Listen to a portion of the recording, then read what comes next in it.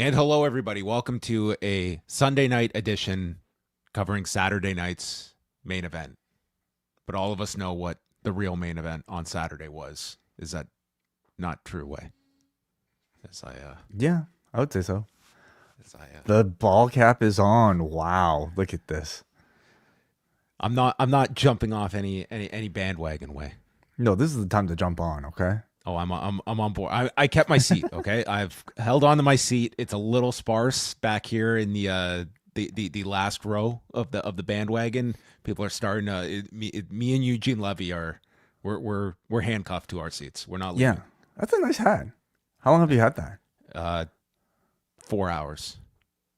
You just bought it. I bought it today. Really? Oh, Wow. yeah. So you actually went out and bought a hat today. They drew money out of John Pollock today. I felt I was so Sympathy. so purchase. overjoyed by what they gave me over this last month that they got $50 out of me for this hat today. Wow, it looks good on you. Like the trucker cap looks good on you. I like it. Okay. It okay. does. Is my lighting okay?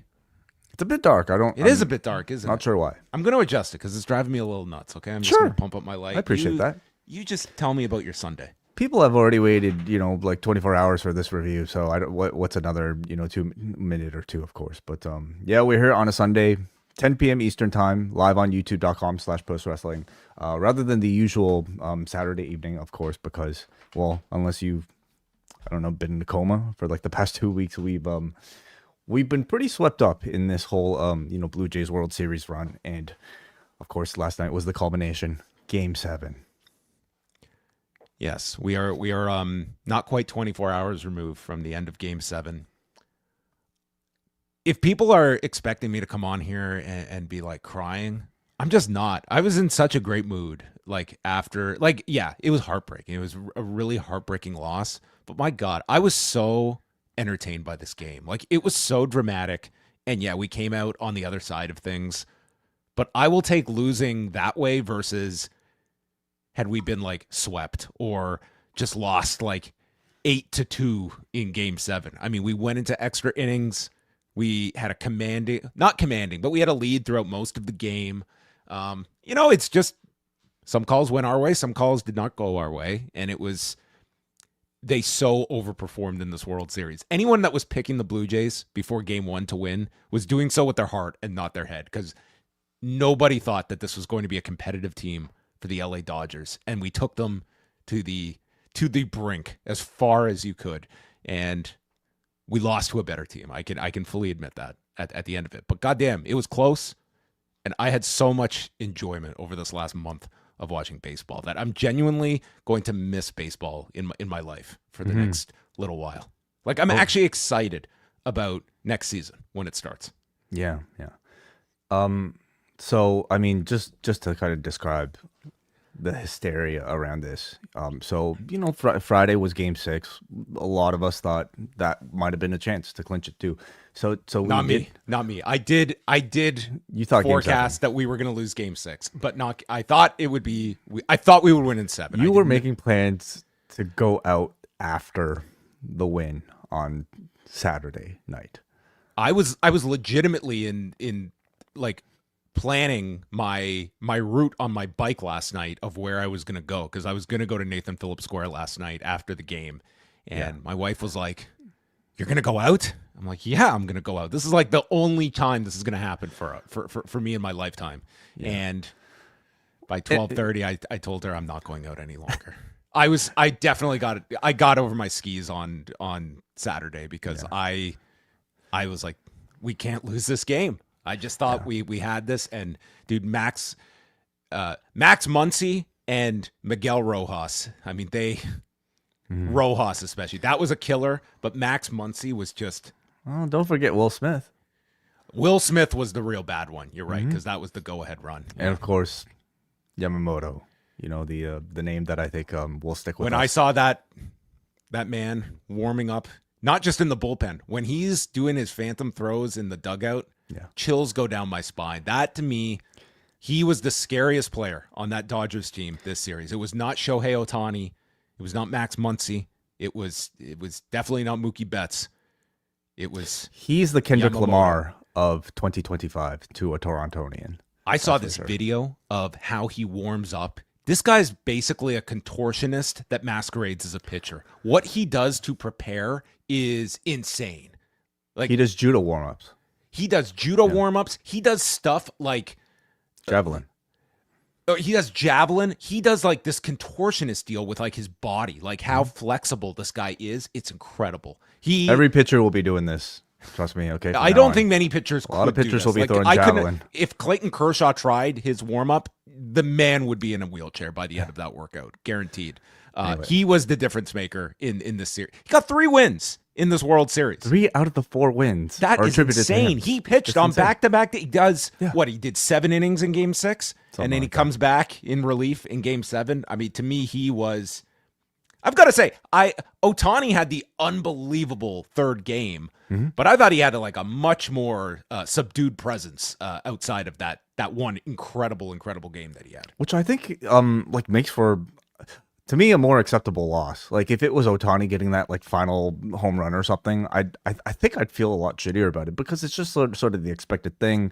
You know, at that point it'd just be like, oh, of course, you know. But the fact that like the rest of the team won, including like Miguel Rojas, who like was not even in the starting lineup at all. Oh, like yeah. that just kind of made me feel better for them. Like this truly was a team effort, you know, and you can't really feel bad about it. Anyway, so today, by the way, if you're here for the Saturday night's main event review, you're gonna have to wait a little bit longer, everybody. Okay, yeah.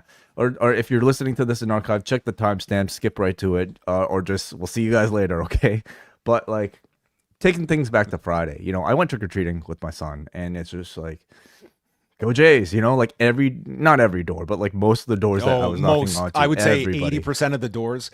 We went to one. They weren't even handing out candy. They handed out baseball cards, and like they put packs of cards together that they were giving out to the kids. I mean, that was amazing. Nobody knocked on our door past 8 o'clock. It was over. Like Halloween was over in the whole city, like by that time, and so obviously, very disappointing way to even lose that game. But it just goes to show you like that was the spirit of the entire city. It felt like every single person here was watching this game and really, really hinging on the result of it.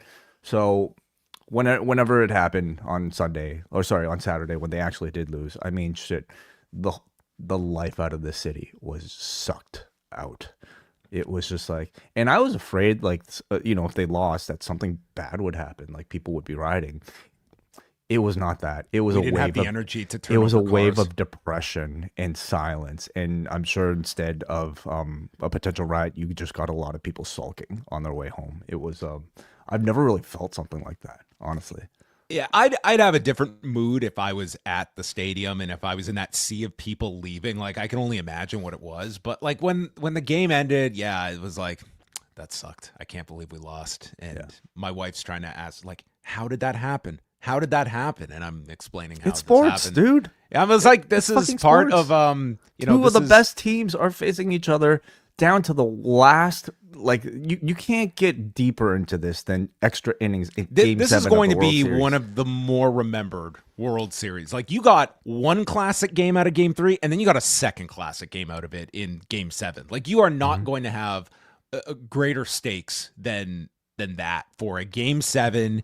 And I can only imagine can you imagine what the viewership in Canada alone is going to be when that comes out? For like, it was insane. We were talking like 7 million or so that were watching the earlier games of the World Series. Like this is going to be an astronomical number that they do for Game 7 when that comes out. And the US, I mean, granted, you're coming off the Dodgers Yankees last year, but all the fear was that, man, a Canadian market is going to tank in the US. And they've done, when you combine the audiences in Japan, the US and Canada, you were talking like 30 million viewers watching this World Series before the weekend, before the deciding games. No, incredible. Absolutely. So like when they lost, I mean, yeah, like it fucking sucked. But like also, I wasn't that down, to be quite honest. Like I thought I would be like, just like I was disappointed, but afterward I was just like, man, I have enjoyed this so much that I didn't even take it as some horrible outcome either, because it was so goddamn entertaining. Well, for me, I feel like the wrestling fan in me kind of took over in that I can, like, obviously wins and losses matter to some extent, but ultimately what matters even more as a wrestling fan is whether or not the match was good, whether or not the card was good, whether or not the build was good. And this build was fantastic. Like, this match was fantastic. So by the end of it, I mean, I'm on Cage Match trying to rate this entire series. I'd probably give it a 10. Like if I'm giving it star ratings, it's a 7-star type of series, of course.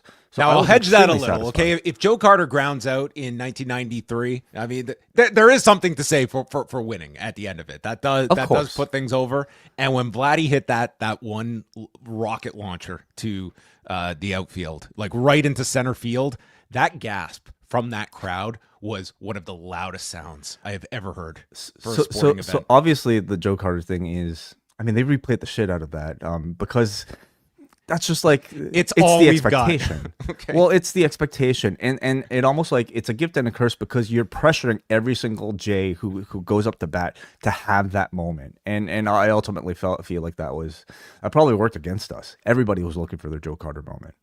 Can we break down the hit where we have Pages and Kike Hernandez out in left and center? Yeah. They're going for this ball. It was Clement that hit this one, wasn't it? I think it was. I'm pretty sure it was Clement. This ball drops. We win. Okay. Yeah. That's how crucial this hit is. And it's going, and they're both running for it.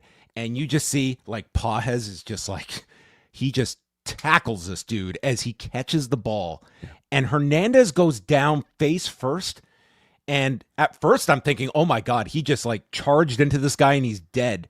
And I'm watching it closer through the replays. This guy is face down because I think he believes that me and this moron just cost our team the World Series. Mm-hmm. He's thinking this ball just fell because when he gets up, he's just been railroaded by Pages. When he sees that ball is in the glove, you've never seen a man with a larger smile on his face than knowing that we have not just blown the World Series by us running into each other like a Three Stooges routine. There are a bunch of moments like that. Oh, there were so many. And this is why, like, obviously, like, the next day, everybody's, like, trying to analyze, thinking where they went wrong. Well, if only this happened, and if only this happened, we'd be World Series champions. You realize how, like, it's pointless to nitpick these things because a million of these things you could point to as reasons for why we didn't win this thing. It's not just this game; it's the several of the games prior that were so close. If like I saw a lot of people get on what is this guy Kenner Falefa for his like short lead off before trying to run home for that very close call towards what was it, the 9th or 10th, I forget, bottom of the 9th, right? Like when bases were loaded. And he got out. You can go through that for both teams. Like there were those moments. Like we had Bichette. And the guy just can't run basically at this stage of his recovery process. There was the play at home that, I mean, could you have imagined if we had won this game off the challenge at home? That would have been so sad, but yeah, it would have been possible. Granted, I would have taken it, but the Raptors one, if you remember, was kind of like that. It was incredibly anticlimactic because it was on some sort of technicality and it was drawn out. Anyway, it's just sports, man. Like, this type of shit penalizes both teams, and therefore it's kind of fair.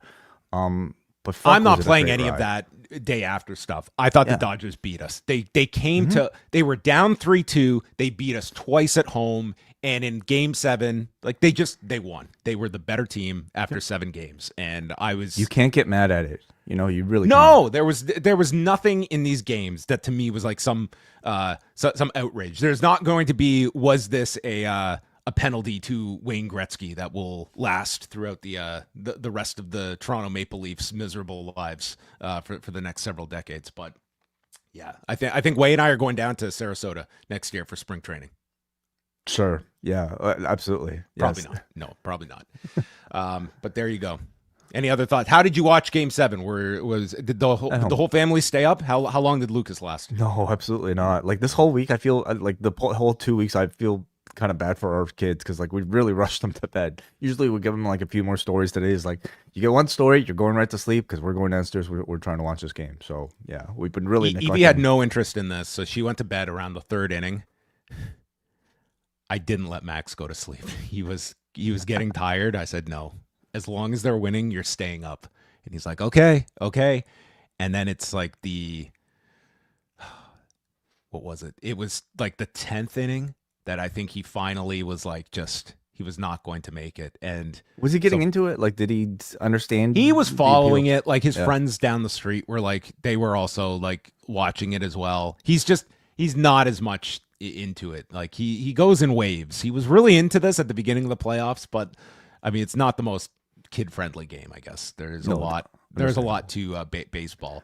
So he ended up going to sleep before the ending, which was fine. And then this morning we told him the outcome, and he was pretty sad. He was not happy. But I got my daughter made this sign that I sent to Wai, and we got a. She made this Blue Jays poster and was cheering for the Blue Jays. Huh? When did you send that to me? I thought I messaged. Did I send this to you? I don't think I got it. No, I thought I did. It's okay. Well, anyway. But no, like I have friends in LA who are probably experiencing like the same, like the level of joy that is like as bad as we feel. I'm sure they feel just as great and the opposite. And I can't help but be happy for them because one of these teams was going to lose, and this time it happened to be us. So why not? It's fine. In wrestling, like a loss after a great match only makes the losing person a bigger baby face, and I'm that much more interested in seeing this team finish the story, so to speak, at some point. So I'm gonna rattle off to you, Wai, some of our upcoming free agents, and I'm gonna also tell you what I can't do this. I've only been a fan for 2 weeks, man. I'm gonna tell you what they made this past year, and you're gonna tell me yes or no they come back. Okay? Sure. So we have Chris Bassett, who was pretty excellent up until Game 7. He had a rough outing in Game 7. Do you have any idea what Chris Bassett is making in the bullpen? No. How much? $21 million for this reliever. Well, what is an average? That's the creme de la creme of relief pitchers. Okay. Well, what's the comparison? So he's like. I don't know. He's our highest paid free agent that is coming up. So $21 million, 36 years old. He's gone. Is Chris Bassett coming back? Yeah, I think bye-bye. Max Scherzer, $15.5 million. He's also 41 years old, as they reminded us. I think this is it for Mad Max. He did us proud in Game 7. I think they could have gone a bit longer with him, to be quite honest. Would the result 41's the new 31. Would the result have been that different? I don't know. Who knows? Yeah. Did you see Hoffman's interview afterwards in the clubhouse afterwards? I stayed on the City TV feed where they only stayed in the clubhouse interviewing all of these poor guys, just like in tears, Like there's just a level of, yeah. He's like, I cost everybody a World Series ring. I was like, oh, dude, you don't need to shoulder this one by yourself. Terrible. Anyway, Bo Bichette is the big one. Wai, is he coming back? I hope so. I think there's just like, great, like sort of like, story and appeal just simply from that perspective, with he and Vladimir Guerrero being like best friends and having been in this organization for like 10 years. I like he probably is would be the most gutting loss. I sense, from a fan perspective. Yeah, I mean, it lists here, if this is accurate, he was at 11.2 million. He's going to command significant market value, I would say. So he's going to cost a ton to retain. They do have Menez at shortstop, which would be his replacement, but we will see. He's the big one, obviously. So, I mean, most of the team is coming back next year. Most of the team, we don't have to go through all of these, but Isaiah Kiner Falefa is also a free agent. Sir Anthony Dominguez and Shane Bieber, there's a player option. So it's basically his call. Like he gets a base level salary that is offered, and he can kind of decide if he stays or if he wants to go. So we do have Scherzer and Bieber and Bichette. as well as Chris Bassett in the bullpen. Those are the big ones. That I want to know I want to know how money works in these situations. Does it not there's no is there a salary cap? No, no, that's that is going to be the contentious issue for this next labor battle is the owners wanting a salary cap and the players, like a Chris Bassett being able to make $22 million, does not want a salary cap. Okay, buddy. Rogers, pay up. All right. You want to bring this championship to this. Do you know how much money they made for this playoff run? Okay. Yes. They can afford any of these players. As much as people look at the Dodgers are the big bad payroll of the Dodgers. We're number 5. They were number 1. We were number 5 in the league in terms of payroll. So it's not like the Blue Jays are, this small market operation. They have the funds that they could keep all of these players if they want to allocate it. And listen, the biggest argument for the Toronto Blue Jays is that when you have a hot team, you're not talking about a hot market for your team. It's a entire country that is backing you, and you also own the network that broadcasts these games nationally. So there is maybe no better incentive than Rogers in terms of this, basically this country's baseball team that you can fund and bring back these players if you so choose, or upgrade. If the next time you get your Rogers bill and they say, we've increased our rates coming up, but these increased rates are going to help us pay for a great new starting pitcher or this great new free agent, would you be willing to pay $5 more on your cable bill? If they did that, I would laugh so loud because last year I switched everything to Bell. So you can jack up all the Rogers prices you want. Okay. They call me every month to come back. So next time they call and want me to come back to Rogers, I'll see how the free agent talks are going. I'm like, all right, well, let's take a look at shortstop right now. How are talks with Bichette right now? Maybe I do want to change providers. Let's see. Interesting. All right. Final note, anything else? No. How was the City TV US feed that you watched for Game 7? It was perfectly good, yeah, which is better than what I can say for most Sportsnet Sportsnet Plus subscribers who I think had another outage. The app apparently went down. I had no problem with the actual feed itself, but yeah, they had Go Fight Live servicing the app. It appears, which is really a pain in the ass because when it's Game 7 of the World Series and you've got the Sportsnet app running and it crashes, you know what your first option should be? It should be a reliable VPN that can get you the American feed instantly, and boy, do we have a deal for you. Support for this podcast comes from NordVPN. It's gotten really expensive to be a wrestling fan, so it's no surprise that VPNs have basically become an essential tool if you're watching wrestling week in and week out. I'm lucky. I live in a territory where I get full access to WWE programming and premium live events on one streaming service for one fee. But let's say I travel to the US for a month. You really think I'm going to juggle a bunch of different services just to keep up with Raw, SmackDown, NXT, and PLEs? Instead, I just boot up my NordVPN, set my location back to Canada, turn on my streaming service, and I'm good to go. I even have the NordVPN app installed right on my Apple TV. A couple clicks with my remote, no wires, no technical knowledge. Done. So go to nordvpn.com/postwrestling, sign up for a 2-year plan, and you get 4 extra months for free with the 30-day money-back guarantee. nordvpn.com/postwrestling. Stay safe, save money, and take control of your internet with Nord. And of course, we thank our friends at nordvpn.com/postwrestling for supporting us at Post Wrestling. It is really the tool that you want to use to watch, all of your sports entertainment. It's a gift that keeps on giving. nordvpn.com/postwrestling. Wai, we have wrestling to discuss. Are you still in the mood? Do we? Yeah, I think we do. I gotta say, it would have been impossible for me to cover the show last night. Even if I wanted to desperately, it would have been completely impossible. Even if I wanted to watch this after the fact, I would have been in zero mood to watch the show and talk about the show afterwards. As I said on Friday when we were doing our news update, I understand they were doing this big Punk match with Jey Uso. We're going to crown a new champion. I just had so little interest in this show going in. Like if this had been taking place without any baseball going on, I just didn't find this to be all that gripping of a Saturday night's main event going in. And there was I don't know. It something felt as well on this show. Well, first of all, let's talk about the format change, because this was the first exclusive show on Peacock.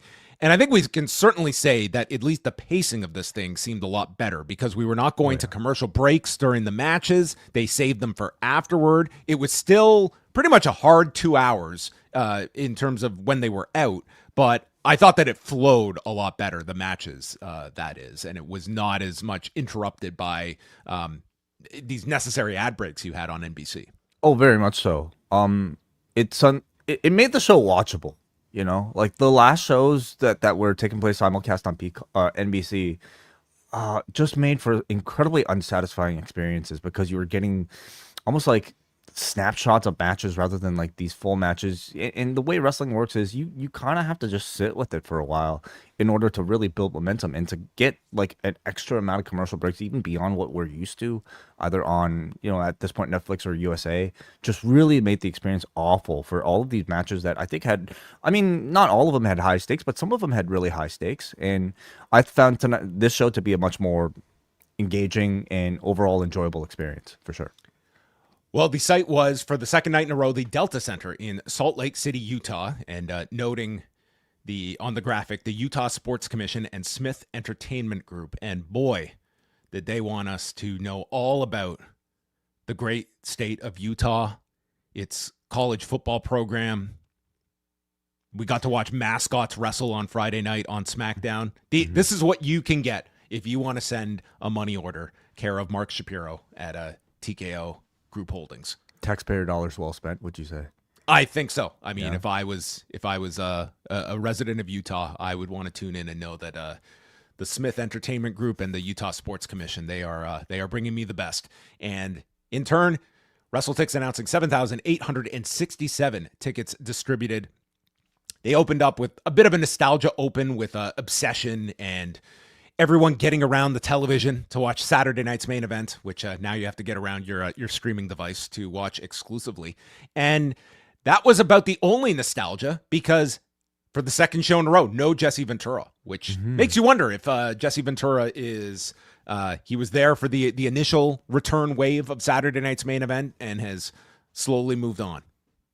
Yeah, I wonder if his commentary in that whose match was it? It was Damian Priest and Drew McIntyre, the cage match back in maybe it was the May show. I wonder if that really like was nailing the coffin for him, man. I mean, let's be honest. Like I think beyond that initial like curiosity of seeing Jesse attached to this like Saturday night's main event branding, I didn't think he offered all that much, you know, like as a draw. And it even feels like they're kind of moving away from nostalgia as a selling point for all of these shows, period. You know, it's like a souped up version of Raw or SmackDown now. Like it still feels like enough of a show that can generate, like it doesn't feel like Battle of the Belts, for instance. Yeah. Cody Rhodes, Drew McIntyre opens up the show for the undisputed WWE Championship. They did a pretty strong segment to close SmackDown with these two to try and garner some interest in a program that sort of felt like it was not of grand interest several days out from Saturday night's main event. But the notable addition is the stipulation that the championship can now change hands on a DQ or countout, putting Cody Rhodes at his acting best to show his torn priorities. Attack Drew or keep my championship. Can he keep his anger in check? Can he refrain from using a title belt in the middle of a match? Yeah, this should be a crisis of conscience that the House of Torture should have to go through. Interesting. Can we cheat or can we be honorable and keep our championship belts? Drew insists that Lillian Garcia refer to him as the real American Dream. And we start off and Drew is trying to make Cody snap. He bites him with the referee unable to see this. And Cody starts stomping away and then shoves referee Dan Engler away. This would have been the best end to his title run, shoving Dan Engler. But Dan Engler, it's playoff season. That means playoff rules. So Drew runs Cody's shoulder into the post, then into the timekeeper's area, and it's all Drew until Cody comes back with a superplex, disaster kick, Cody cutter, and a bionic elbow. So Drew rolls to the floor and he gets the championship belt. Cody takes it away, but he's not going to use it.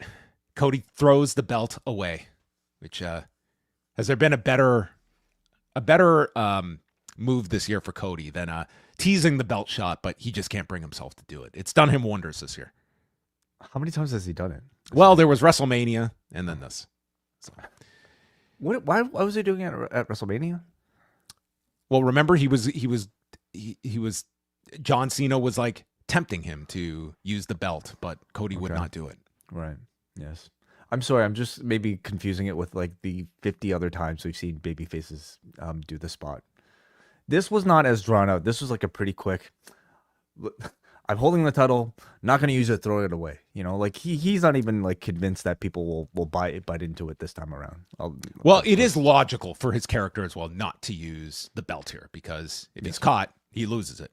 So he gets caught with a one-step claymore, which isn't a multi-step claymore. So we're learning the levels of what the claymore. This was the clay less, and Cody survives the claymore, and then Cody gets sent into the desk. And we get a shoulder tackle that sends Cody off the apron through the desk, and the count begins. And this crowd was getting into the count because they knew the stakes here. This is one instance where I do believe the 20 count would have made this so much more dramatic because it's a 10 count, and Cody's got to sell being thrown through this desk and then get up in time and be in at 9, which he is. So it continues. Cody then goes to the corner, and Dan Engler is in his way, and it causes Cody's knee to buckle as he goes to scale the turnbuckle, and then he does the exact same sequence over again and hits the Cody cutter for a near fall. This didn't seem like it was meant to be there. I mean, it didn't feel like there was any sort of like purpose for that ref distraction. I think it was just Cody maybe improvising a way to get back to the spot. Yeah, it felt like when you watched it, I was like, okay, that's a kind of clever spot to he torques the knee, which he has played up in the past. Mm-hmm. But then when he went to it right away after and hit it no problem, it kind of suggested that they probably just cover up. It just covered it that way, and the knee really didn't play into things after this.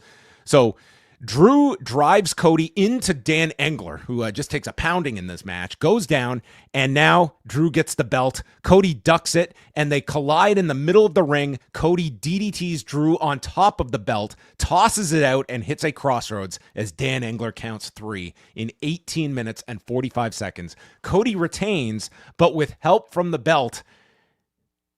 Wait, let's get ready for part 3. I can't wait. Like what's the stipulation on that going to be? No DQ. Wait, isn't that's not really fair, is it? Well, okay, so certainly they're teasing a third match. I mean, this could all maybe it's an I Quit match. Oh God, I feel like I'm kind of sick Drew, of those. Drew can't be screwed. He's got to say the words "I quit." Yeah. Well, okay, so certainly feels like they're extending this one, and this is not the first time we've seen like these sort of feuds with Cody where he beats somebody like 2 times to lead to a third match where he's likely as to the beat champion them again. Yeah, as the champion, where he's likely to beat them again. I'll just say, like, I thought the match tonight was very good. I thought they utilized this stipulation well to create like some pretty engaging moments, and the crowd I thought was especially into this countout tease. You know, with that bump off the apron. I thought Cody did a good job of like expressing his character's feelings. He does like almost to some, I'm sure, a very exaggerated job of doing it. But I also think that for a WWE type of like style, I think it works. It's clear enough to be like understandable for almost everybody, right? And that's a compliment, not any sort of like elitist criticism. But man, the feud by itself has not really been all that hot yet. And I mean, even though this match was good, it wasn't necessarily the sort of memorable, great match that I think we're expecting out of these two. Certainly doesn't match up to like, I think the standard, well, it's fine, but it's not like among the best we've seen of both men's catalogs. So I think they're building up to a third one that might hopefully reach there. And I also think like they're deliberately now really, trying to tease the Cody Rhodes heel tendencies to lead to something, right? Like, whether it be something coming up for Rumble season, Mania season, I certainly sense that, but I also sense that with every babyface, up and down this card. But I if the idea was to maybe tell the audience, hey, Cody might be turning heel, we want you guys to start thinking about it, I thought this was successful. Yeah, I just don't see Cody turning at the end of this whole thing. I think Dwayne Johnson is coming in, and he's going to continue to offer, this guy to get his soul and all that shit. Yes. Let's try this again. As he gets out the Rubik's Cube, and we get into Mania season. Yeah. The match was good on a show that kind of good was sort of your baseline. Yeah, the finish I thought was notable in that, like, the audience could have, at some point, if they really liked Cody, they could have cheered him doing the DDT on the belt. But here, I thought they were actually kind of silent, even booing a little bit, which I think is the intended reaction if the idea is for them to, again, tease Cody's heel teases. Aldis met with Tiffany Stratton to see how she's doing and if she's ready for this fight. What if her answer was no? Well, then, is Zarya available to take her place? I don't know. This would be really short notice because the match was coming up next. All the celebrities were out. Pauly Shore, Tony Hinchcliffe, and as Michael Cole referred to, in his opinion, the best entertainer in the world today, Post Malone. His opinion. Yeah, Michael Cole. He's a big Post Malone fan. Can we say he's wrong? Have you been to a Post Malone concert? No, I have not. Okay. I wouldn't be averse to it. No, so he could be right. I mean, his name is have we halfway been to there. Has he could be the official musician of our site. Has Michael Cole been to a Pauly Shore show? Is the bigger question. I bet you he's never been to the Cellar, and I bet you he has never Comedy even seen Store. I think he's a Comedy Store guy. Oh, sorry, I think at the Comedy Store. You're right. Yeah. Yes. I bet he hasn't even seen a Pauly Shore movie. That'd be my guess. Biodome, Encino Man. Excuse me. Yes. No. Okay. Probably not. Probably not. Tiffany Stratton and Jade Cargill for the women's championship. Stratton is working with the knee injury from the attack, and Jade kicks out the leg. As Michael Cole says, shades of Bret Hart with that move, which is a first for Jade Cargill. Shades of Bret Hart. Shades of Owen, I really, but okay, yes. Did kind of kick the leg out of the leg here. Mm-hmm. Stratton goes for the prettiest moonsault ever, but her knee buckles and ends up in the Tree of Woe. So it is just Jade destroying her and runs her face first into the steps. Stratton comes back, hit the swanton, and Jade responds with the Eye of the Storm, 3 fall-away slams, multiple power bombs, and then stands over Tiffany, lifts her, jaded, and wins. Pretty dominant fashion here in 5.5 minutes as Jade wins the title, ending Stratton's reign at 302 days. So they just went with, I'll say, Jade as your kind of dominant heel in a short match. I think it's a much better formula for her at this point, rather than having to sell for half of the match and make the comeback at the end. I mean, they kept this very short, and it was largely her on offense for 80% of it. I actually really like this. This was our first chance at seeing, within the WWE at least, Jade Cargill wrestling as a heel. And I would say it was one of her rare performances where I felt like there was nothing she did that I could criticize. I mean, for one thing, they kept the match short enough, but I also thought like they utilized her strengths perfectly. Her role was to come out here and look strong doing her power moves. And I thought it all worked well in maintaining this illusion of her being this like Goldberg-like character, Especially, I loved seeing her do the fall-away slam and powerbomb multiple times. It is something so simple, but I think so memorable within the match too. Obviously, it's worked for Brock Lesnar with Suplex City, worked for Wardlow, and I'm kind of surprised it's taken this long for like Jade Cargill to employ something like that. But I thought those are great spots within the match. Instead of coming up with 10 moves for you, we're going to come up with 2, and you're going to do them a lot, and you're going to do them effectively. Yeah. I really enjoyed that, and I hope she retains that as part of this new character. Tiffany had very little to do here, but you know, if you're going to put Jade over, you'd want this match to look as dominant as possible by giving Tiffany Stratton as little as possible. So I thought it was a great start to this run. I'll say, like, for Stratton, this was also like a bit of a rare chance for us to just see a match where she was mainly selling and not being able to rely on her, you know, great athleticism or like cool moves, which she's usually able to do. And I'll say, for me, it showed that her selling still leaves a lot to be desired. I thought, it's one of those things that like you cannot gain from great athletic ability. You gain it mainly just from experience and from doing it a lot. So I think she still probably needs some work in that department. But as a way to just kick off this Jade Cargill heel run, I thought this was perfect. Yeah, and it's one.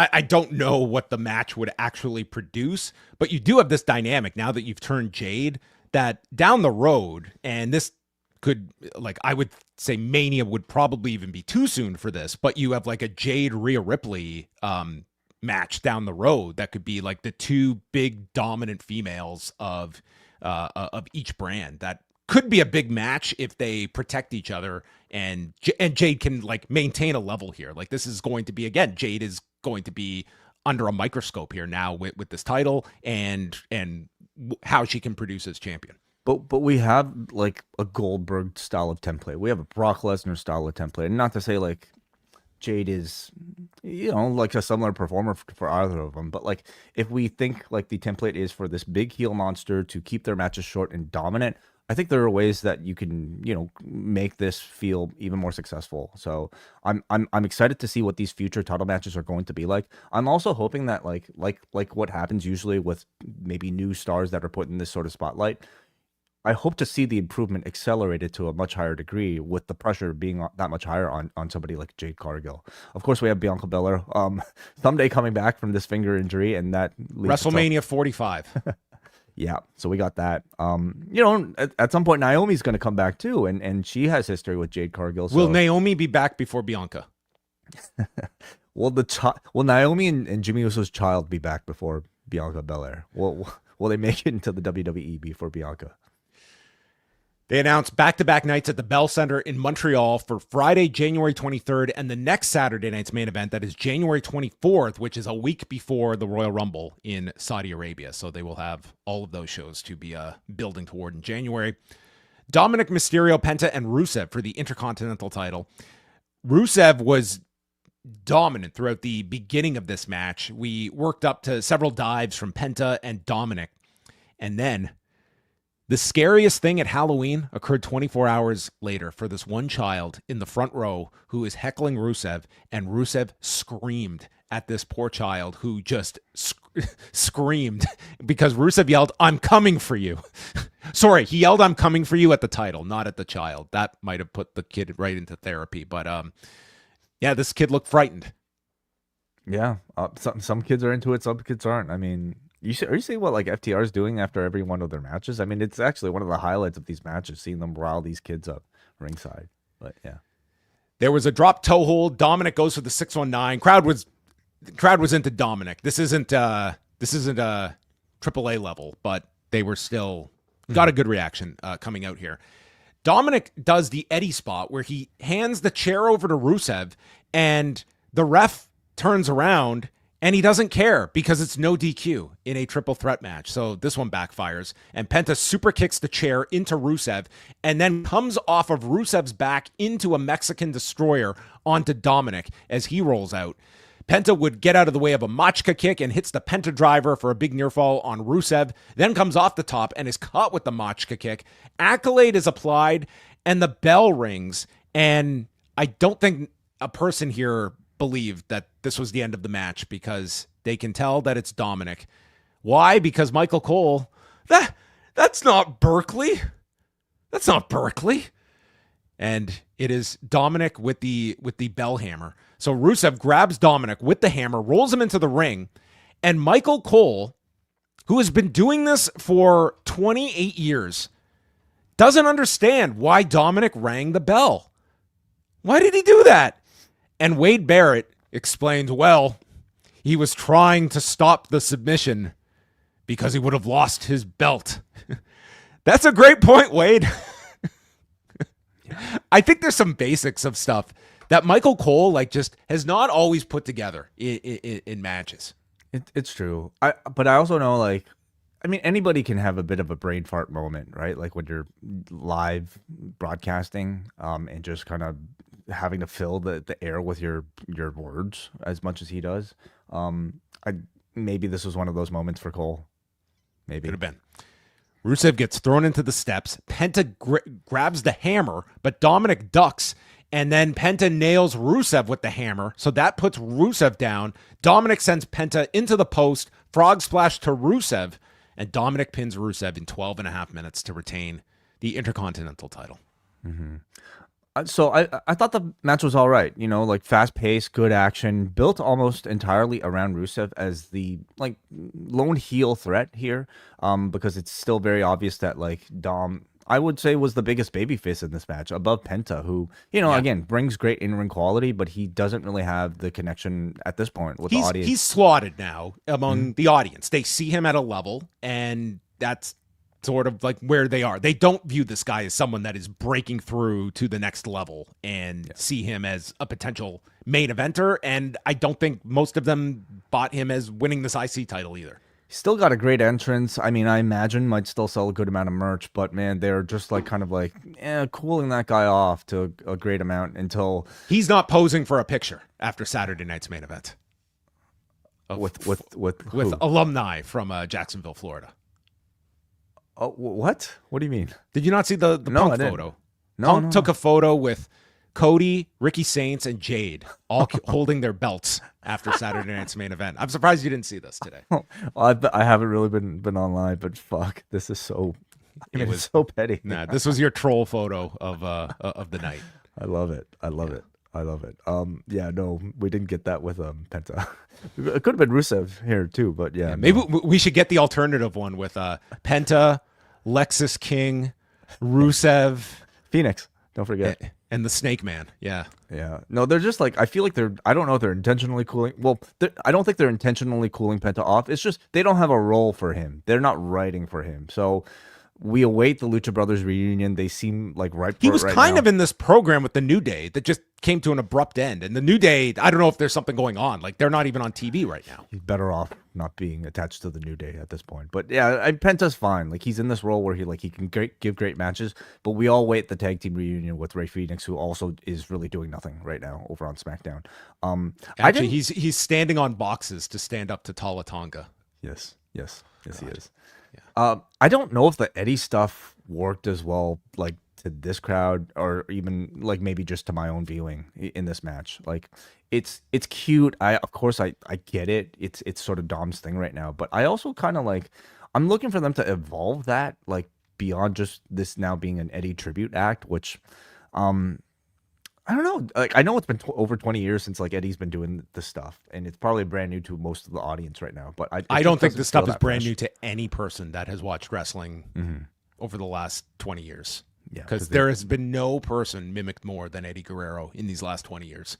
No, well, I think we joke that Eddie Guerrero is one of the most overexposed wrestlers in modern wrestling, because of how often people do his next week is the 20th anniversary of his death. There's been no one more memorialized in across promotions. It's not just a WWE thing. I know. Anyway, I'm hope Dom is also an interesting case in that, okay, he's very clearly a babyface, but I also feel to certain crowds, the more you push him as a babyface, the less cool it becomes to cheer for him. So I think they have to straddle that line where they still have to maintain that heel edge, and I mean a real heel edge, not the cute Eddie Guerrero type of pseudo heel edge, but an actual hateable sometimes heel edge to make us want to rebel against it so that we want to cheer for him. So I wonder how they'll toe that line. Yeah, and I mean with this Cena thing coming up, I mean you're going to want him in that role, and I think against the right person like a Cena, you can easily get him into that hateable kind of role. And speaking of Cena, he's done a sit-down interview with Tom Rinaldi that's going to be airing shortly. And then he reveals a 16-man tournament that will start next Monday, November the 10th in Boston. And it will feature talent from Raw, SmackDown, NXT, and some who don't even work here. What a promise. I can't wait. Yeah, so I mean, let's let the speculation begin. Who do you think will be a part of this? Gunther. I think Gunther will be part of this. Okay. But I mean, surprise names. Like who could you see? I mean, outside. I mean, when you're talking like realistically, Matt Cardona, I can see. Matt Cardona was one I thought about, especially at the Garden, which is the following week that this tournament will be going on. Like that would make sense to have him in New York City. Like again, it's 16-man tournament. You're talking about a Cardona that could come in. He could even win a match and then lose in the second round. I don't see him winning a match. No way. Yeah, he might. He doesn't even win on NXT. He's not winning on Raw or SmackDown. I mean, Mance Warner. That's an obvious, right? He's coming in.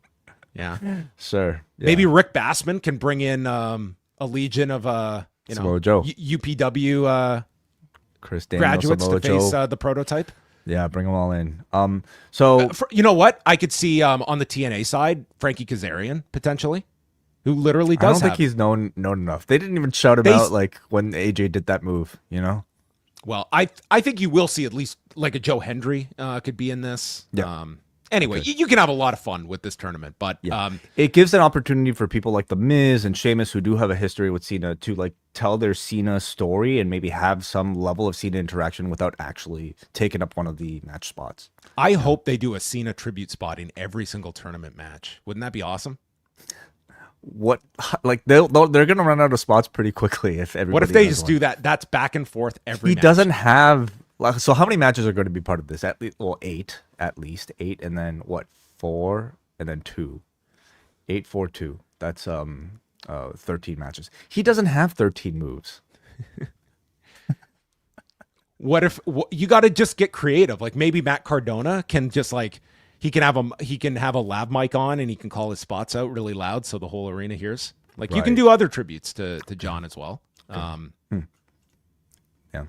But it's a good way to promote the last Cena match. It's a great way to like strap some sort of like promotional rocket towards whoever's going to face him at the end. It's easy pops too. Like this is one I don't see them announcing the brackets in advance because I think they want to have the surprise of like who's going to be the opponent. And listen, one person from TNA, that person's going to get a pop. If they do a Matt Cardona, that's going to get a pop. Like you're going to have several of those surprises that you can put in easy, and that's one reason I don't think they'll announce all of these participants on Monday. They shouldn't. It'll just be surprises. Yeah. So just one other thing. So the first match is taking place at that Boston show. Boston, yes. Does that tell you that Cena won't be wrestling at that show? Or it kind of doesn't make any sense for him to wrestle on those shows. He's got to set up his angle for Survivor Series on these shows as well. I mean, I can't completely throw it out as him not wrestling, but it kind of seems unnecessary. Yeah. This will be the Cena segment for the show. Yeah, and being that these are his last 2 Raws, I'm sure he's going to be all over these episodes as well. Jey Uso, CM Punk for the World Heavyweight Championship, the vacant World Heavyweight title. Punk came out in a Duke Rufus inspired hoodie here, or jacket. Also on his tights. Rufus. Also on his tights as well. Yeah. And Michael Cole made mention of Duke Rufus and dedicating this match to him as well. So that part was nice that they included this here as well. So this match was like 2 matches. The first half was these two just wrestling. And it to me, these two did not click at all in terms of just actually having to wrestle one another. There was the neck breaker spot that everyone has focused on that was just brutal. And then they just went to near falls. And that was the second half of this match. And that's what the crowd loved. They loved the near falls and guys kicking out at 2 3/4. And at that point, they got into this. And like after 2 near falls, this is awesome. Like on cue. This in some ways was like the most patterned WWE laid out match that you could, and tells you what they script these matches for. It's like, let's just get to the near falls, and that's when the crowd awakens, and that's when, because I just did not find that these two together, like as 2 baby faces, whatever you want to say, I just did not think the first like 10 minutes of this worked for me. So unfortunately, like, I think this is one of the things that wrestling suffers from, and it's a lack of variation in how long matches last. That means every wrestling match is expected to have a portion where they're starting slow, then they ramp things up, and then babyface shines, heel, it takes control, and then you go to the finish. It's a template, and it's a template that's worked for 100 years, but like it also kills at this point like some of the engagement of the early portions. So we're all trained to only expect something special later on in the match, and I mean, we've seen like some, matches be able to break that, like that Brock Lesnar Goldberg formula. But it's not something you'd expect out of most of your matches, Well, so they had the messed up neck breaker spot, so Punk has to redo it, and Wade continually notes to us, these are not 100-mile-per-hour type wrestlers. Jey wrestles at a slow pace, kind of like Roman Reigns. Like, all right, you're really adding a lot of fuel to the fire here for this match. I was not all that into at this point. So Punk bridges from underneath, hits the GTS, and Jey rolls to the floor, saving himself. So Punk is worried. So he goes to get a bottle of water and pours it onto Jey to get him up and rolls him into the ring. And my question was, why? What would have happened if Jey was counted out here? It's not been established that you can win the Vacant championship on a count out. Well, you can't lose. What do you mean? Well, Punk can't lose the title if it's a count out. I know, but he's also not guaranteed to actually win the championship either. They haven't established that. He's the winner, though. But it doesn't matter. They could say it's still vacant because it's title doesn't change hands on a count out. He didn't want to take that chance. Okay, well, Jey fights back with strikes and hits the spear and an Uso splash, and that gets a reaction. Punk hits a superplex, and if you look in the background, Post Malone is on his feet cheering this superplex, the second most famous Malone to play in this arena. And follows with a running knee and bulldog, calls for the GTS, but Jey hits a super kick, suicide dive. At this point, they get things going. He spears Punk through the timekeeper's area. I thought Punk was dead here. Hits the Uso, goes for the Uso splash, landing on the knees, and then gets hit with another GTS, and Jey kicks out. Jey stops a pile driver. He hits his own GTS. Punk then spears Jey, and we're trading finishers. So Punk hits, the 50th GTS, bounces off the ropes, onto Punk's shoulders, goes for another, but Jey catches him into a rear naked choke. Punk counters to the Anaconda Vice, and they battle to the rope. And then with Jey going for the super kicks, a spear gets stopped by a kick, and Punk hits a final GTS. I'm sorry, the penultimate GTS, because he hits another one and pins Jey after 21 minutes, and CM Punk is your world heavyweight champion. Bad night for things named Jey. Saturday. Ooh, I didn't even. Yeah, that was a rough one. So I mean, I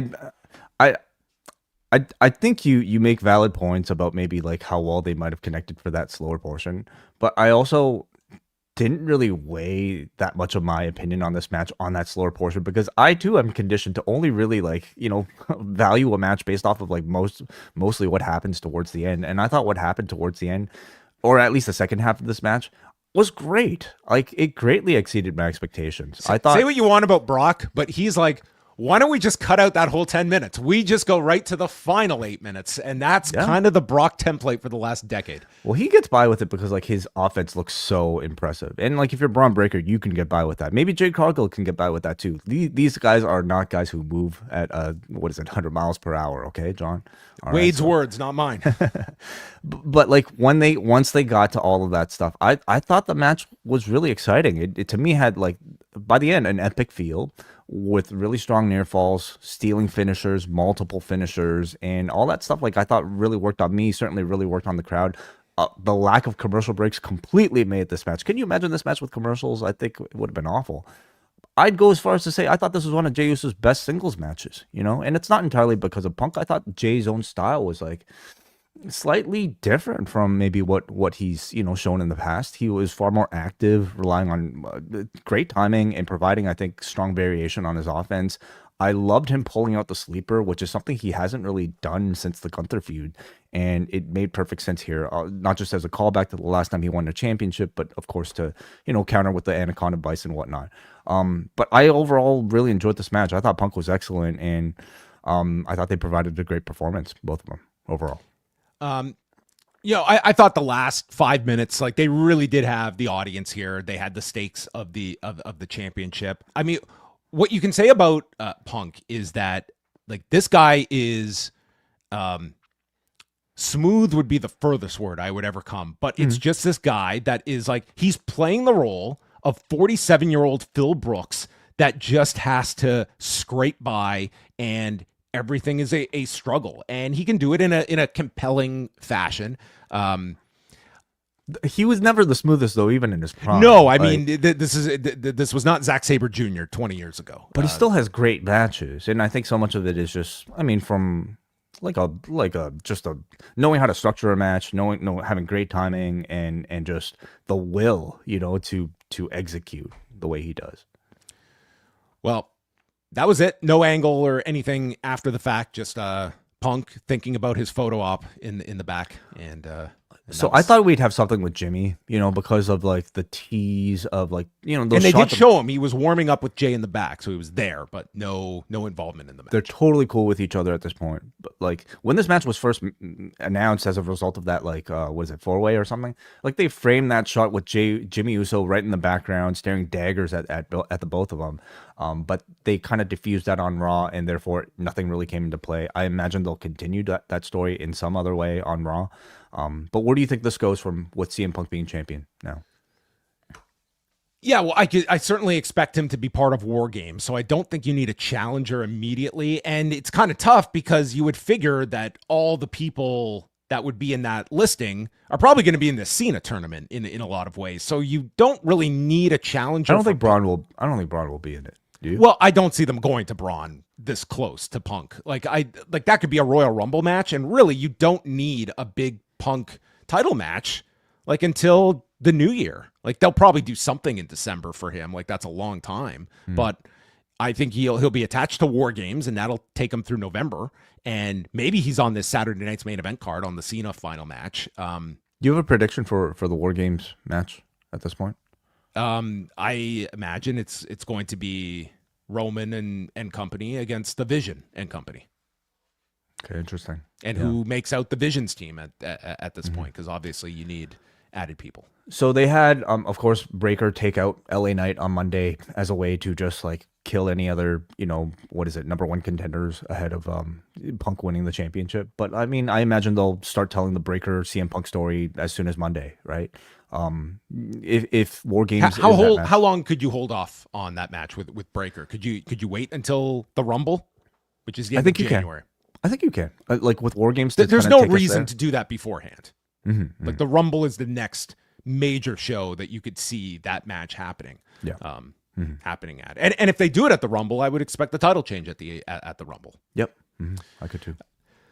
Decent show. I didn't find it to be all that memorable of one. I thought that the WWE match of the weekend was that Ilya Dragunov Nathan Frazier match from SmackDown on Friday, which was that to me blew away anything on this show.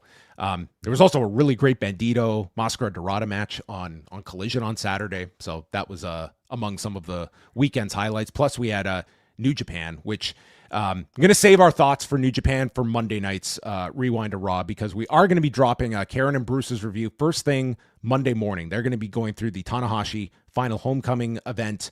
The major takeaways on that show being that it looks to be Konosuke Takeshita, Yota Tsuji, champion versus champion with both titles on the line at Wrestle Kingdom for January the 4th. Interesting direction. Yeah, that I didn't necessarily expect, but I Tsuji like it. And Tanahashi, I thought was amazing. I thought it was so good. I just thought Tanahashi, it was like, hopefully he has a match this good on January 4th. And I think they will, because the crowd is going to be so amazing. Like this was his hometown, but we're talking 3,200 people that were here versus the Tokyo Dome that legitimately could be full. That's not a crazy prediction to make, but I just thought these two, Tsuji was excellent and Tanahashi was just so good. Like a lot of the traits, like he's a better CM Punk in that here's another guy that is like battling age and it's not smooth, but it's all in the struggle. And there were some like captivating like near falls and he just played it so well.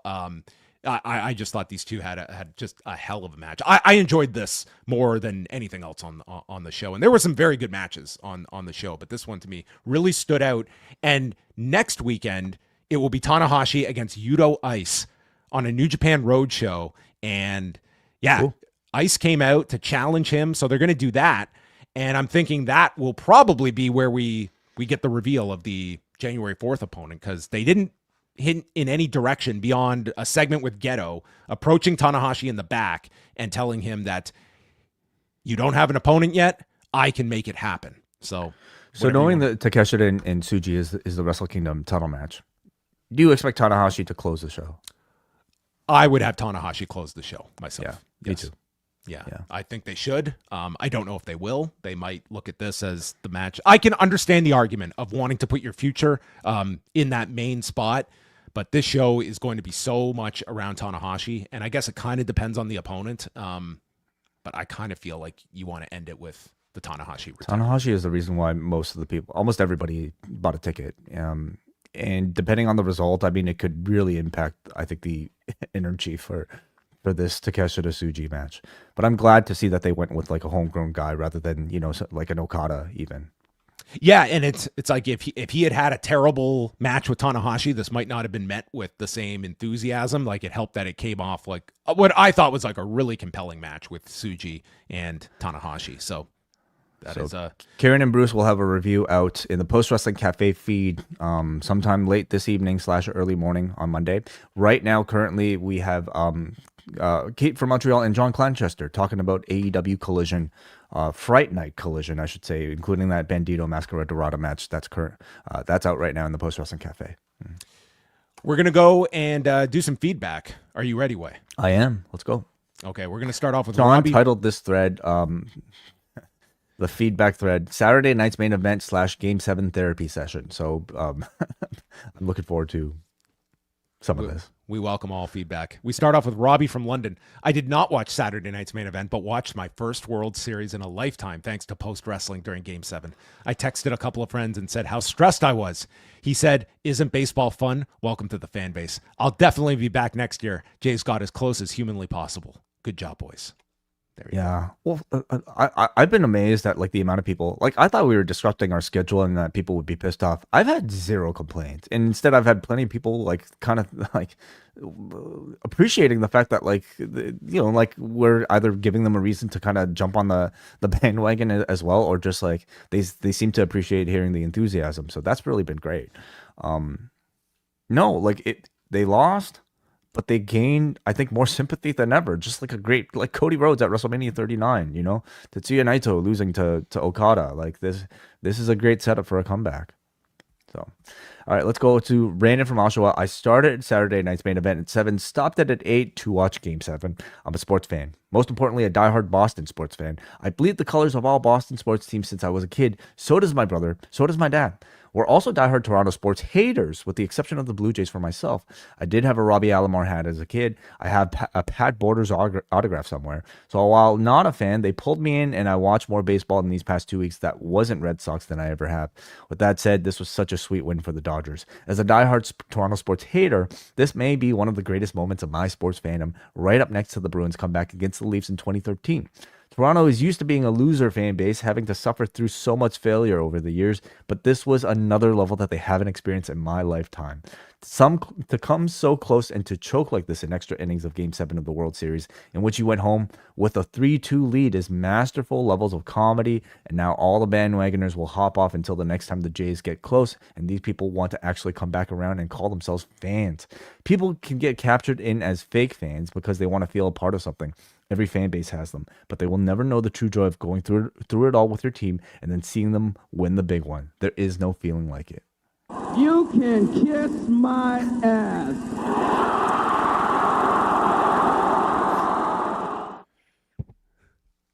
Sorry, Sorry, Todd Stottlemyre wanted to interject. Yeah, I mean, it's I love the passion, dude. Like you can cheer for your favorites and maybe be upset at the people that are cheering for your not favorites. I think it's just part of the fun of it all. I we all won't have our heels stand. and I baby will faces. not stand though for the criticism of the bandwagon fans, because these are the same people that, if it was the other way around and the Rogers Center was not sold out last night and these television numbers were normal, just be like, this isn't a baseball town. These people won't even show up for the biggest series in the Jays' history this generation. These would be the same people complaining that people are not showing up. The reason that some of these free agents are going to come back are because of me buying this hat. Okay. So I hate the argument against bandwagon fans. That's any sport. That's any large event that is going to capture the broader population to all come into uniformity towards one goal. Yeah, it doesn't bother me either way. I think if people want to feel a certain level of ownership for having been a longer fan than other people, then great, congratulations. Like, it doesn't mean that I don't know, like somebody else can't take pleasure in it via their own ways. I feel like all of this, yes, it's a very communal experience, but it's also a very personal experience. And everybody has a starting off point at some point. So this is probably it for a lot of people. This, so I don't know, just enjoy it or don't enjoy it. I don't give a shit. Let's go to your turn. Let's continue on, and we go to Andy. Commiserations on the World Series. It's unfortunate that Todd Boehly gets to celebrate success while foisting all this garbage on Chelsea. I have no idea what any of those references are. I'm sorry, Andy. On the flip side, I'd recommend getting behind the Indian women's cricket team for a dose of catharsis. Is Jey going to turn heel and take the belt off Punk en route to a WrestleMania match with Reigns? Those are a lot of thoughts condensed into 3 sentences. I don't sense that. I mean, I think it's very clear to me that Punk Breaker is the direction that we're going to, with Breaker taking it off with Punk to eventually face Rollins whenever he comes back. I don't think Jey has a role in that. I think the other big part of this Saturday night's main event build, the other big talking point to come out of it is the fact that there has been certainly growing sentiment against Jey Uso as a babyface or as somebody who's in these sort of title picture situations, right? To the point where Jey is even recognizing it now via response. He tweeted something to the effect of y'all win, as if to say your complaints were heard. And he's playing into it, of course, but they're teasing some sort of Jey. They're sort of fanning the flames of this negative sentiment towards Jey Uso, although you wouldn't be able to tell from hearing that crowd reaction to that entrance tonight. But there is something there, So they'll turn Jey, they'll turn Cody. Let's have no baby faces. Because if anything's over the last 3 years have shown us, top baby faces are very overrated in pro wrestling. People just seem sick of Jey. I personally think it's because people really want to see LA Knight get those positions instead. And I think Knight will. He seems like a prime candidate to me to win the Rumble, for instance. But yeah, I don't know. Maybe they'll just run with the Jey Uso heel thing. I think I'm kind of interested in that. Do you want to watch some female quick cricket, John? Sure. Let's get on our VPN. We'll start following. Jeremy in Texas. If you like the Dodgers, you like kicking puppies. I was a bit surprised we saw clean finishes in all 4 matches and no angles starting up War Games. I thought the pacing was with commercials. Wait, I thought the pacing was better than Saturday night's main event on NBC. Agreed. Yes. A few questions. Who is next for Cody? There does not seem to be any fresh heels ready. Is it time to turn Randy? I think Drew is next. No, Cody, Drew was before, during, and after. Yeah. But Randy is waiting at some point. So it could be well, what's Mania for Cody right now? Cody and Randy could be Mania. Yeah. Of course, it all hinges on one man and what his Mania plans are as well. Okay. Smashing Machine on streaming eventually. We'll see. Maybe how it's well Mark that does. Kerr. Mark Kerr and Cody. Yeah, I think a lot of it hinges on Dwayne Johnson, unfortunately. How do you see this Punk title reign lasting? It seems like Breaker would be the next guy. When do you make the switch? I think we talked about that. Yeah. Rumble seems right. Higher price ticket in the struggling Canadian market. Game 7 or the TKO priced Elimination Chamber? Well, we found one event that outpriced a WWE TKO premium live event. Yeah. Game 7 in the World Series. On to Mike. What? Your wife had tickets to this that she eventually... Not really. She got into the queue and she bought them on behalf of a friend. Gotcha. Who ended up going. Yes. And those were 500 level seats and they cost $1,200.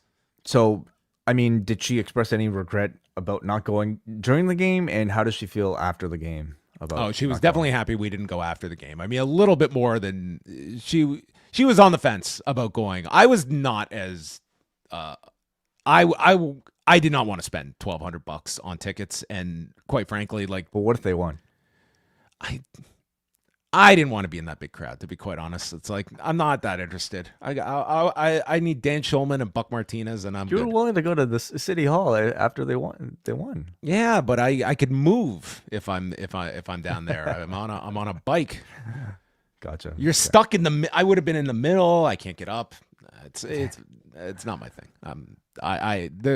And everybody suffers from FOMO. But not me. Very good. Your turn. Mike writes, nothing really stood out with the 4 matches in 2 hours. WWE seemed to play it safe with Tiffany and Jade. Cody and Drew had its own excitement for a moment, having the stipulation at the last minute. Does Monday Night Raw not have enough heels to face off against Cody? He's not. I mean, Cody's not even on Raw. If we're keeping have you not been? Are you not aware of who every single person on each roster? Okay, they make it very clear. All right. Yes, he asks, do we have to have a third match with Drew? We do, yes. Punk and Jey was fine. After all these weeks of interference and triple threats, they decided to book this match as clean. I expect Punk to drop the title as soon as the Rumble. I think I enjoyed the Dominik Rusev Penta match the most. It's pretty clear that Dominik is not losing the title anytime soon. Also very clear that WWE has no real plans for Rusev. This is his 3rd loss to Dominik. They could easily have just beaten Penta. It's obvious his role is more important as a top babyface. On a scale of 1 to 10, I gave this show a 6. I think Rusev, the talent is there. You can argue the talent is stronger than ever with him, but he's just not been able to connect. I think he needs some sort of he needs better supporting material for him beyond. He's in the exact role I would have him in.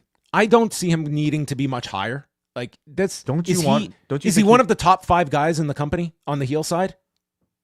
I think there's potential there. Like think about the heights that he achieved, even not being pushed. During his initial run. Think of Rusev Day. We're going 8 years back. But what's to say you can't achieve that again with him? It's not like the performer's diminished. I think he's still just as strong, if not better, because he can talk now. You've got guys like Braun Breaker. You've got Bronson Reed. There's, I don't know. It's like he came back, and this is the role I saw for him. I don't see him being I expected more. Much higher than this. Yeah. Okay, let's go. Brian, who says, as a show that was only available for streaming, it was nice to get what felt like a more full-fledged wrestling show than what we previously had on Peacock. Longer matches, more steak than sizzle, and only one noticeable commercial break about midway through. I liked Punk and Jey the most, despite some hiccups in it. Dom's antics and Rusev healing on a kid in the front row were also highlights. The title win for Jade was more dominant than I thought, but goes a long way in establishing her. Thought it was a fine show overall.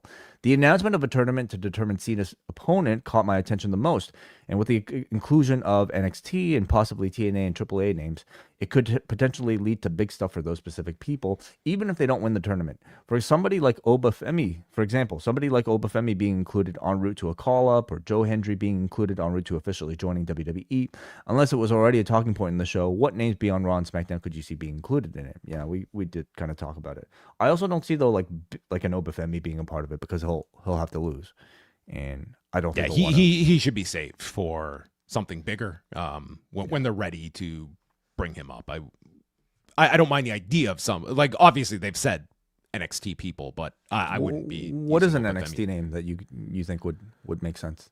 I think you want to have somebody that is at least maybe like a Miles Bourne or something, like somebody who could take a loss and they see a definite future in. Yeah, like you could put a Javon Evans in. Like yes. like someone that is sort of not really has an attachment to Cena, but someone that represents the that's getting the big shot to be in a big match. That they kind of laid out in the video. Tyler Crane writes in, hey, what's up, John and Way? I was in attendance for both nights in Salt Lake City. I had a pretty good time. The main highlight of SmackDown was definitely Ilya against Nathan Frazier, which was another fantastic match from Dragunov. As far as Saturday night's main event goes, I thought it was a pretty good show, at least from the live perspective. The live crowd seemed super into everything. I really enjoyed Cody and Drew, and I thought Punk and Jey was pretty good. To probably the most I've been entertained by a singles Jey Uso match. All in all, a great time. The only downside was the tickets I bought went down to $65 an hour after I had bought them for $108. Guess I should have been more patient. Well, we're sorry, Tyler. It's a tough game to outwit, but we're glad you had a good time. And yes, the Ilya Frazier, that was the best match in Salt Lake City over that 24-hour period. I agree. Final word of the weekend goes to Jesse from the 6, who says, Dear John and Way, my commiserations. You two are self-admitted bandwagon fans, but I know the losses of Friday and Saturday must have been agonizing for you. I didn't enjoy them either. I'm only a casual baseball fan, but I was hoping for a Jays win. I mean, what kind of man would I be to actively root against my own city's team? What kind of monster would do such a thing? It did feel like the Jays would lose, to be honest. There were just so many what-if moments that don't happen to winning teams, like that alleged lodged ball. But I have no wish to rehash painful memories. Like, let's say you tune into your favorite wrestling podcast to forget the torment of your team failing, only to hear the host smugly riff on your pain. Can you imagine? Anyway, I've enjoyed hearing you talk baseball and would love if this reinvigorated John's career as a baseball mogul. But really, there's only one thing to say. Leafs won on Saturday. Take care. Listen, the Leafs are an amazing November team. April, not so much. But when I'll make this deal with Jesse. When the Leafs make it to Game 7 of the Stanley Cup Final, I won't say a word. Okay? Will you buy a Leafs hat? No, I won't. I won't even watch it. But when they make it to Game 7 of the Stanley Cup Final, not a peep out of me. Okay? They just have to do that. They just have to make it to Game 7. You will not watch it. Come on. I don't buy that for a second. I'm gonna go back and rewatch the first 10 minutes of CM Punk and Jey Uso, and I'm gonna try out that neck breaker spot on myself to see if I can execute it better. That's what I'll do instead while Toronto is watching. But this is not going to be reality that has to comport with my actions at all, because it's just not a viable outcome. But there you have it. Thank you, everyone, for your feedback, your thoughts, and multiple commiserations that were sent to us. We appreciate those as well. Not always that we are able to receive from you. How are you? Good. Thank you. I appreciate this chance to commiserate and to to just close the door on this whole thing. All right. Well, Way and I are going to go to opening day next year. If you could get tickets, I think it's going to be tough, man. This team is not going to lose its fan base. In fact, It's going to be in more demand than ever. I think next year that's going to be like, they're not going to dismantle this team either. Like, they could lose Bo Bichette, and I'm not too frightened about that loss in the grand scheme of things. So they will get a standing ovation whenever they take the field, whenever they're seen as a group again. Yes, the Toronto Blue Jays. The home of your 2025 World Series finalists. They should put a banner up just for that. Well, they'll put up the ALCS. Yeah, we'll get the ALCS banner. Yeah, so that's something. It's fine. Second nice. place. Second place. As Yamamoto is just in our nightmares. Yeah, that man. Yeah, whatever he's making, it's not enough. That's the guy I want. That's who we need to go after. The contortionist. Well, switch your cable provider. You got to support this struggling company. I'll get on the phone with them when they call me next. I'll get that. I'll put my bargaining to the test. Uh-huh. All right, everyone. We're gonna say goodnight. We're back on Monday with Rewind to Raw. So tune in on Monday evening, postwrestlingcafe.com, where we go live every Monday, Wednesday, and Friday night. Our schedule is back to normal this week, so we appreciate everyone's patience over the last week. Baseball's done. We're back to the grind of our regular schedule. So Collision Course is up now on the cafe. Monday morning, you'll get Bruce and Karen's review of the Tanahashi Final Homecoming event.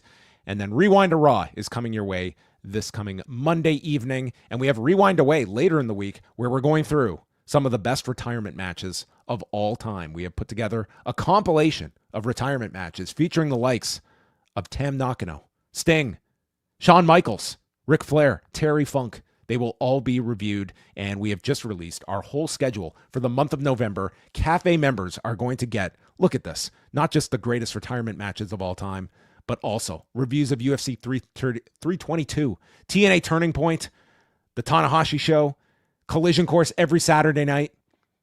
And then myself, Brandon from New Jersey, we're getting together. We have watched all of season 4 of Beverly Hills 90210. Did we do this for pleasure? No. Our pain is your pleasure. And we are going to sit down. We're going to go back to the 1993-94 season where the gang goes to California University, where David acquires a meth addiction. Andrea Zuckerman gets pregnant. Steve Sanders joins the Alpha House amidst many controversies. You know, through this whole Jay's run, I've really appreciated this glimpse into what your 1993 John Pollock would have been like, and to know that you were following the Jays as closely as you were for that season, while also following Beverly Hills 90210 as closely as you were. If picture in picture existed, I'd be the only person that would have Jenny Garth on one screen and Devon White on the other. Right. And somewhere I'm sure season 1 WWE Raw or something. But you were a very interesting 9-year-old, I'm sure. There's that word. Interesting. Interesting. Yeah, I don't know how else to describe it. Interesting. But I'm looking forward to that very much. I didn't know. Well, I guess I knew that Brandon is also. I mean, interesting is about the best way you could describe that person. Brandon from New Jersey. So looking forward to that. And I didn't have room for it because we have so much on this menu for November. But of course, we've got Post Pro Res coming out later this week, and our second edition of Rewind Away will have us looking at Transformers the movie, and not the shitty Michael Bay one. Okay, the cartoon. The 1980s cartoon Transformers. That is the request of one of our patrons, so we will be covering that on an upcoming edition of I didn't know what the hell this was until I had to look it up for the description, and I realized that Orson Welles is one of the voices in this thing. I have not seen this. I don't know anything about Transformers, so this is sadly I don't either. We might need an expert to join us for this panel. This will be an awful review. I can't wait for it. So that's coming up later this month. Join the cafe now. You get in on all of the fun for the month of November. So with that, we bid everyone a farewell, and now you can pump up the emo version of the Coca-Cola jingle for the 2025 Toronto Blue Jays. Goodbye.